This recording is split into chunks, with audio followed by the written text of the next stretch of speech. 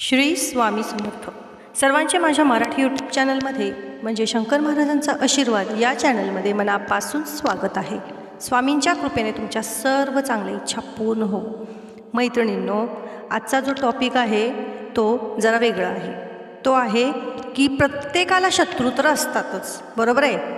तर त्या शत्रूला न भांडता कसं हरवायचं, त्याच्याबरोबर कसं बिहेवियर करायचं, तर हे आज आपण आपल्या व्हिडिओमध्ये बघणार आहोत. तर त्यांच्याबरोबर कसं वागायचं, आपल्याला त्याचा मानसिक त्रास होतो आणि प्रत्येकजण ह्या प्रॉब्लेममधून फेस करत आहे. इव्हन मी सुद्धा फेस करत आहे. तर याच्यातून मार्ग कसा काढायचा आणि मार्ग काढून आपलं जीवन कसं आनंदी बनवायचं हे आज आपण आपल्या व्हिडिओमध्ये बघणार आहोत. व्हिडिओ शेवटपर्यंत बघा. तुम्ही माझ्या चॅनलवर अजूनही नवीन असाल, चॅनलला सबस्क्राईब केलेलं नसेल तर माझ्या चॅनलला सबस्क्राईब करा. चला तर मग जास्त वेळ न घालवता व्हिडिओला सुरुवात करूया. बघा मैत्रिणींनो, असं म्हणतात की माणूस जेवढ्या लवकर यशस्वी होतो किंवा त्याला यश मिळत जातं तेवढ्या लवकर त्याच्या शत्रूमध्ये वाढ होत जाते. तुम्हाला याचा अनुभव आलेलाच असेल. त्याच्यावर जळणाऱ्या लोकांमध्ये वाढ होत जाते. याचा कोणाला दोष देणे चुकीचे ठरेल, कारण हा मनुष्य स्वभाव आहे. शेवटी म्हणून आपण अशा 6 गोष्टी बघणार आहोत ज्या तुम्ही तुमच्या शत्रू किंवा तुमचं न पटणाऱ्या लोकांना भांडण न करता देखील हरवू शकता, त्यांना नतमस्तक करू शकता. म्हणून हा व्हिडिओ शेवटपर्यंत बघा. मैत्रिणींनो, हे कलियुग आहे आणि इथं आपल्याला यशावर खुश होणाऱ्या लोकांपेक्षा जळणारे लोक खूप जास्त मिळतील आणि या ईर्ष्या करणारे समोरचा नकळत आपला शत्रू होऊन जातो, बरोबर आहे. आणि कुठल्याही परिस्थितीमध्ये तो आपल्याला खाली पाडायला किंवा खाली खेचायचा बघत असतो. आणि असं कारण नसणाऱ्या लोकांपासून कसं दूर राहायचं, त्यांना कसं टाळायचं हा आपला सतत प्रयत्न असतो. अशा लोकांना न भांडता अद्दल घडवायची, तर या काही गोष्टी मी सांगणार आहे त्या लक्षात ठेवा. नंबर 1, आपली बाजू किंवा आपला मार्ग खरा असेल, सत्याचा असेल तर तो कधीच सोडायचा नाही. समोरचा आपल्याला खाली खेचण्यासाठी कितीही खालच्या पातळीवर उतरला तरीही आपण त्याच्यासारखं वागायला जायचं नाही. असं केलं तर त्याच्यामध्ये आणि आपल्यामध्ये काहीच फरक राहत नाही. शिकवण लक्षात ठेवायची, नेहमी धर्माचा आणि सत्याचा विजय होतो आणि अधर्म असत्याचा नाश होत असतो.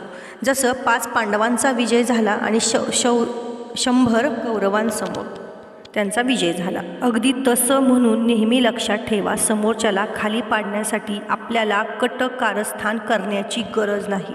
आपल्याला यश किंवा आपली सत्याची बाजू त्याला खाली खेचण्यासाठी पुरेसी असते. नंबर 2, प्रत्येक व्यक्तीला दुसऱ्या व्यक्तीमध्ये दोष बघण्याची सवय असते.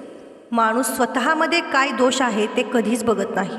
समोरचा किती अपराधी असतो हेच बघत राहतो. म्हणजे थोडक्यात काय, स्वतः दुसऱ्यांचे दोष काढण्यात PhD करण्यापेक्षा स्वतःचं ग्रॅज्युएशन कंप्लीट केलं तरी चालेल अशी काही गत त्यांची असते. ते दुसऱ्यांची PhD करण्यामध्ये व्यस्त असतात. त्यामध्ये ते स्वतःचं ग्रॅज्युएशन करायचं विसरून जातात. पण स्वतः काय अपराध केलेले आहेत हे कधीच सांगत नाही किंवा पाहत नाही. काही लोकांना सवय असते, एखाद्याने कितीही चांगलं काम केलं तरी त्याला नावे ठेवायचे, त्याच्यातले दोष काढायचे. म्हणून अशा दोष काढणाऱ्या लोकांच्या नादी लागायचं नाही. त्यांच्याशी वाद घालण्यात आपला मौल्यवान वेळ अजिबात वाया घालवायचा नाही. नंबर 3, शत्रूला कधीही कमी समजायचं नाही. आपल्याला यश मिळवता आलं म्हणून आपल्याला आजूबाजूला आपल्या शर्यतीत आपल्याला टक्कर देण्यासाठी कोणी नाही असा समज करून घेऊ नका, म्हणजे ओव्हर कॉन्फिडन्स. आणि सगळे एकत्र येऊन तुम्हाला खाली खेचण्याचा प्रयत्न करत असतील तर अशा वेळेस देखील घाबरून जाऊ नका. तुमचा कॉन्फिडन्स लो होऊ देऊ नका. स्वतःवरती विश्वास कायम असू द्या, कारण कोणी कितीही अडचणी निर्माण केल्या तरी दृढ विश्वास ठेवा स्वतःवर. कधीच कोणासमोर हार मानू नका. आपल्या शत्रूची सगळी माहिती तुम्हाला असू द्या. यातच आपली 80% लढाई जिंकलेली असते. आणि एक गोष्ट नेहमी लक्षात ठेवा, स्वतःहून पहिला वार करायला जाऊ नका. नंबर 4, आपल्या रागावरती नियंत्रण ठेवा. स्वतःवरती संयम ठेवा. माणूस रागाच्या भरात चुकीचे पाऊल उचलतो आणि अशा काही गोष्टी करतो ज्या त्यांनी करायला नको आहेत, ज्या गोष्टीमुळे तो स्वतःच अडचणीत सापडतो. ते फक्त त्याच्या रागामुळे. समोरचा आपल्यावर जळतो आहे, आपली ईर्ष्या करतो आहे म्हणून रागात येऊन त्याच्याशी भांडायला जाऊ नका. रागात येऊन भांडण करायला जाल तर स्वतःच्या कमजोर बाजू समोरच्याला दिसणार आणि तुमचं नुकसान होणार. तेव्हा स्वतःच्या रागाला कंट्रोलमध्ये ठेवा. असं जर तुम्ही केलं नाही तर स्वतःच्याच हाताने पायावरती दगड मारल्यासारखं होईल. रागात माणूस आपली विचारशक्ती गमावतो आणि चुकीचं काहीतरी करतो. म्हणून ज्याने आपल्या रागावर कंट्रोल मिळवला त्याने अर्धी लढाई जिंकल्यासारखी असते. नंबर 5, बुद्धिहीन व्यक्तींपासून कायम दूर राहायचं. कारण त्यांच्यापुढे कितीही तुम्ही डोकं फोडलं तरी त्यांना अक्कल येत नसते. बुद्धिहीन व्यक्ती या पिशाच समान असतात.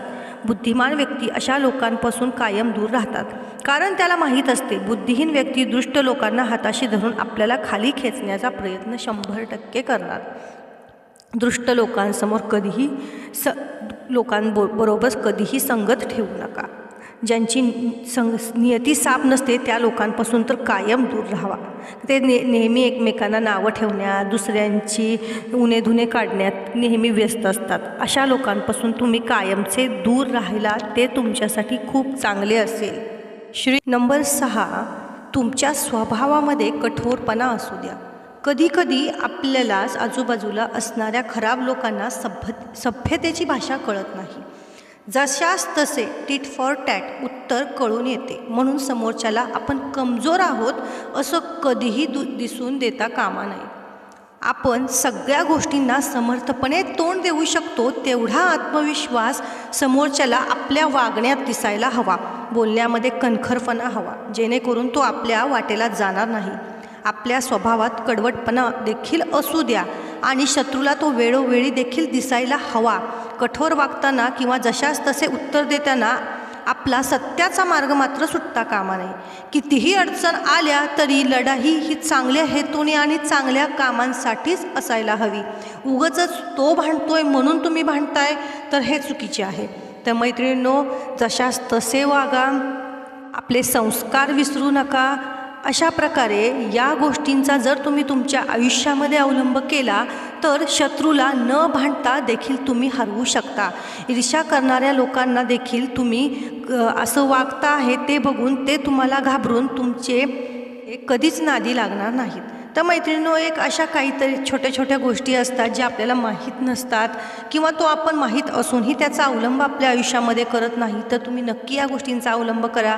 तुमचा जर घाबरट एखादा मित्र असेल तर हा व्हिडिओ त्याला नक्की शेअर करा आणि तुम्हाला ही माहिती कशी वाटली, हा व्हिडिओ कसा वाटला हे मला कमेंटमध्ये नक्की सांगा.